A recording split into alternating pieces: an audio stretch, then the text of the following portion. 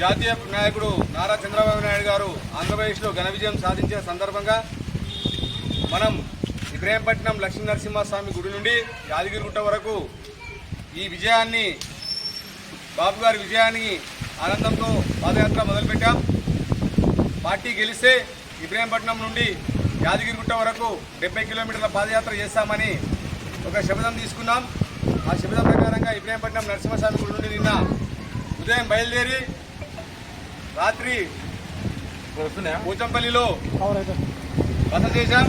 ఇప్పుడు ఉదయం 7:30 గంటలకు పోచంపల్లి నుండి శురువై రేవణిపల్లిలో ఇక్కడ ఉన్నటువంటి మహిళా అధ్యక్షురాలు పెద్దరావులపల్లిలో కాంతమ్మ గారు, మాజీ సర్పంచ్ గారి ఆకుతోట యాదయ్య గారి ఆధ్వర్యంలో, బాలయ్య గారి ఆధ్వర్యంలో ఇక్కడ బాలు, అదేవిధంగా అంజయ్యచారి వీరందరి ఆధ్వర్యంలో ఇక్కడ మంచి నాయకులు, తెలుగుదేశం పార్టీ నాయకులందరూ కలిసికట్టుగా ఉండి మాకు ఘనస్వాగతం పలికారు.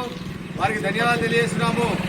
ఈ యొక్క పాదయాత్ర ముందుకు సాగడానికి మాకు సహకరిస్తున్నటువంటి తెలుగుదేశం పార్టీ కుటుంబ సభ్యులు, అదేవిధంగా తెలుగుదేశం పార్టీ నాయకులు, కార్యకర్తలు అందరికీ ధన్యవాదాలు తెలియజేస్తూ ఈ కార్యక్రమం దిగ్విజయంగా ఈరోజు సాయంత్రం వరకు యాదగిరిగుట్ట చేరుకుంటుందని తెలియజేస్తున్నాం.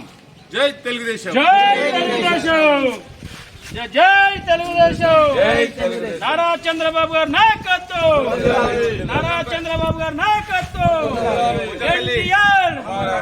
ఎన్టీఆర్.